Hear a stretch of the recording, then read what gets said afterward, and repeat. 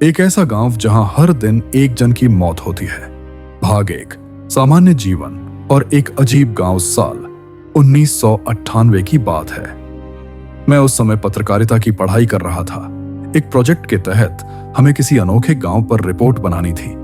मेरे प्रोफेसर ने एक गांव का नाम सुझाया। नाम था निर्मलपुर। उन्होंने कहा, वह गांव बहुत अजीब है, वहां हर रोज कोई ना कोई मरता है। मैंने सोचा शायद ही कोई अंधविश्वास है या फिर कोई बीमारी। लेकिन प्रोफेसर ने गंभीरता से कहा, नहीं, यह कोई बीमारी नहीं है, यह कुछ और है। मैंने दोस्तों के साथ जाने का फैसला किया। मेरा दोस्त राहुल और कैमरामैन सुरेश, हम तीनों निर्मलपुर के लिए निकले। गांव उत्तर प्रदेश और बिहार की सीमा के पास था।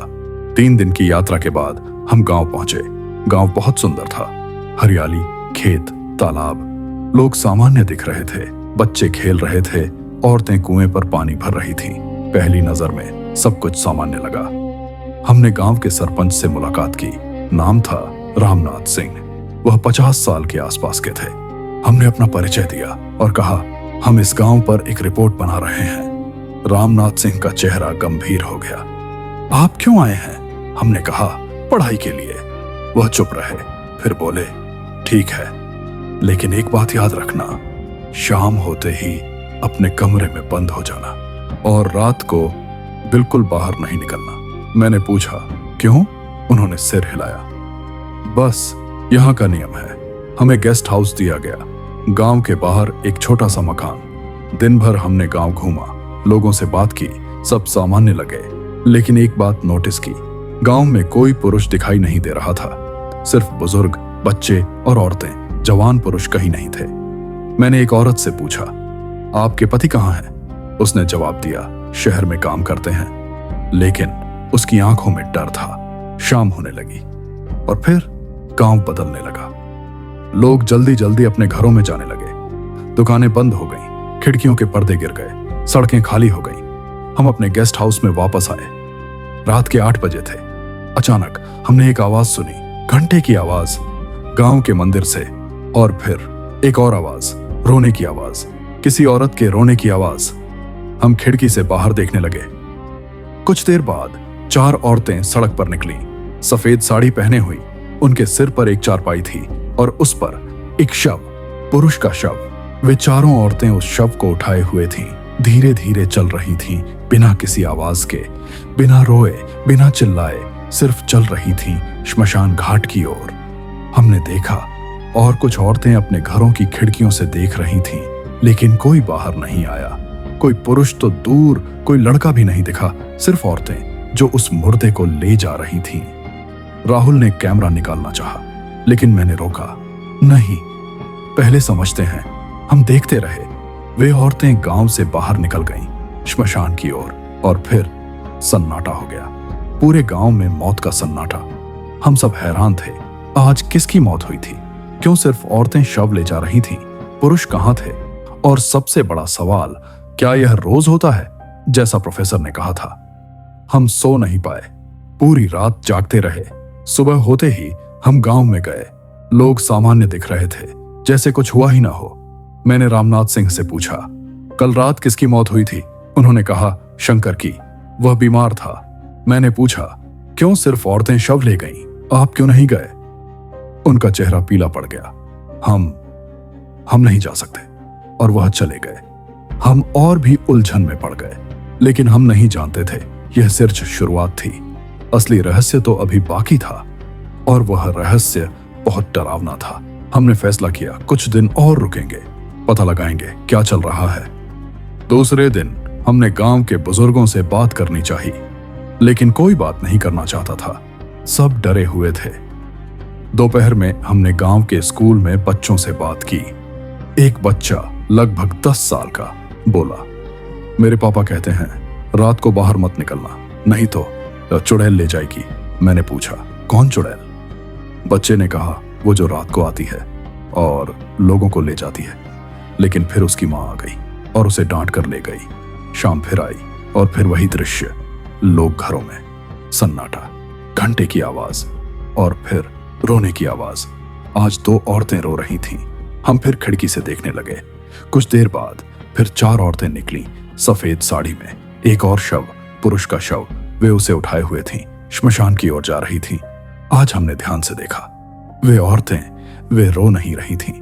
उनके चेहरे पर कोई भाव नहीं था, जैसे कोई मशीन हो, बस चल रही थी। मैंने राहुल से कहा, चलो पीछे से चलते हैं, देखते हैं क्या होता है।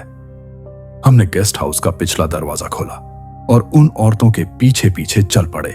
अंधेरे का फायदा उठाकर वे औरतें गांव से बाहर निकली, एक पगडंडी पर चलने लगी। हम भी पीछे पीछे कुछ दूर चले थे कि अचानक वे औरतें रुक गईं। हम भी रुक गए, झाड़ियों के पीछे छिप गए। वे औरतों ने शव को जमीन पर रख दिया और फिर वे गाने लगी एक अजीब सा गीत जिसकी भाषा हम नहीं समझ पाए। फिर उन्होंने शव के चारों ओर घेरा बनाया और नाचने लगी, एक डरावना नाच। उनकी आंखें बंद थीं, शरीर टेढ़े मेढ़े अंगड़ाइयां ले रहा था। यह दृश्य बहुत डरावना था। अचानक एक औरत ने आंखें खोली और सीधे हमारी ओर देखा। हम सिहर गए, लेकिन वह फिर आंखें बंद करके नाचने लगी। फिर वे औरतें शव उठाईं और आगे बढ़ गईं। हम फिर पीछे चले। थोड़ी दूर पर एक पुराना श्मशान घाट था।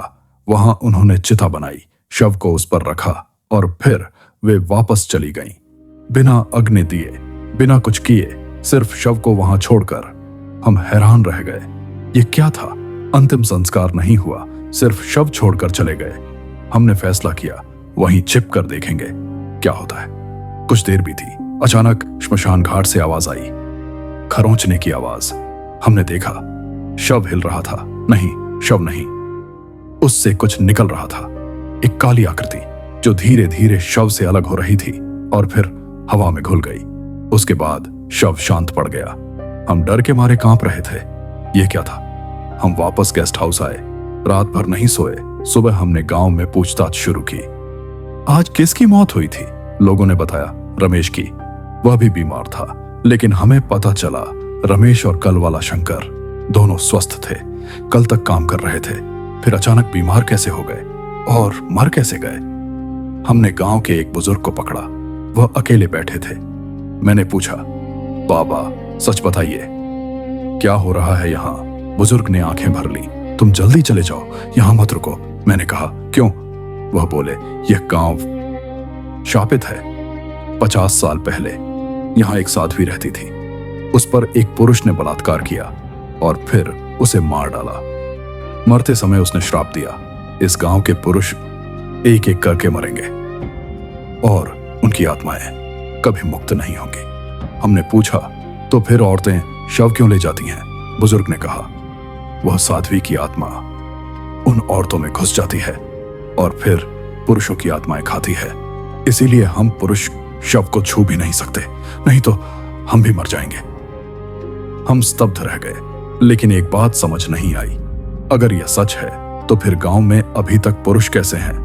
बुजुर्ग ने जवाब दिया, वे पुरुष नहीं हैं, वे सिर्फ शरीर हैं, आत्माएं तो कब की निकल चुकी हैं। और यह कहकर वह चले गए।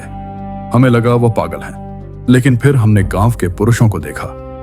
वे सब बहुत उदास थे, बिना जान की तरह, जैसे कोई जिंदा लाशें हों। और तभी मुझे एक बात समझ आई, जो पुरुष मर रहे हैं वे सब जवान हैं, बुजुर्ग नहीं, और जो बच गए हैं वे सब बुजुर्ग हैं। मतलब कुछ और था, कुछ ऐसा जो बुजुर्ग ने नहीं बताया, और वह रहस्य आज रात खुलने वाला था, जब हमने देखा वह 4 औरतें कौन हैं और वे शव के साथ क्या करती हैं। तीसरी रात हमने फैसला किया, आज हम और करीब से देखेंगे। हमने गेस्ट हाउस की छत पर चढ़कर पूरे गांव पर नजर रखी। रात के 9 बजे घंटे की आवाज आई, फिर रोने की आवाज, लेकिन आज रोने की आवाज बहुत तेज थी, जैसे कई औरतें रो रही हों। हमने देखा आज 4 नहीं 8 औरतें सड़क पर निकलीं। 4 औरतें एक शव ले रही थीं और 4 दूसरा शव। आज 2 लोग मरे थे। हमने कैमरा चालू किया, रिकॉर्ड करने लगे। वे औरतें गांव से बाहर निकलीं, हम भी पीछे चले। आज हमने पहले से ज्यादा करीब जाने का फैसला किया। वे औरतें श्मशान घाट पहुंची, दोनों शवों को अलग अलग रखा और फिर वही नाच शुरू किया। आज हमने ध्यान से देखा, उन औरतों की आंखें वे पूरी तरह सफेद थीं, कोई पुतली नहीं थी, सिर्फ सफेद गोले, और उनके मुंह से कुछ निकल रहा था, काला धुआं जो शवों की ओर जा रहा था। हम और करीब गए। छिपकर अचानक एक औरत ने सिर घुमाया और सीधे हमारी ओर देखा। हम रुक गए, लेकिन वह फिर आगे देखने लगी, मानो हमें देखा ही ना हो। फिर वे औरतों ने एक अजीब हरकत की। उन्होंने शवों के ऊपर झुककर कुछ खींचना शुरू किया, जैसे कोई चीज खींच रही हो। और फिर हमने देखा, शवों से रोशनी निकल रही थी, हल्की सी नीली रोशनी। वे औरतें उस रोशनी को खींच रही थीं और निकल रही थीं। हमारा खून सूख गया। यह क्या था? क्या वे आत्माएं खा रही थीं? तभी एक औरत ने फिर हमारी ओर देखा और इस बार वह मुस्कुराई, एक भयानक मुस्कान, और फिर वह हमारी ओर बढ़ने लगी। हम डर गए, भागने लगे। पीछे मुड़कर देखा, वह औरत हमारा पीछा कर रही थी, लेकिन वह दौड़ नहीं रही थी, हवा में तैर रही थी। हमने जोर से दौड़ना शुरू किया, गांव की ओर। वह औरत पीछे आ रही थी, करीब आ रही थी। अचानक गांव से एक आवाज आई, एक बुजुर्ग की आवाज, वापस आजा। वह औरत रुक गई और वापस मुड़ गई। हम सुरक्षित गेस्ट हाउस पहुंचे। दिल तेजी से धड़क रहा था। क्या हमने देखा था? क्या यह सच था? अगली सुबह हमने गांव छोड़ने का फैसला किया। यह बहुत खतरनाक था, लेकिन जब हम जाने लगे, रामनाथ सिंह ने रोका। अभी नहीं जा सकते। क्यों? हमने पूछा।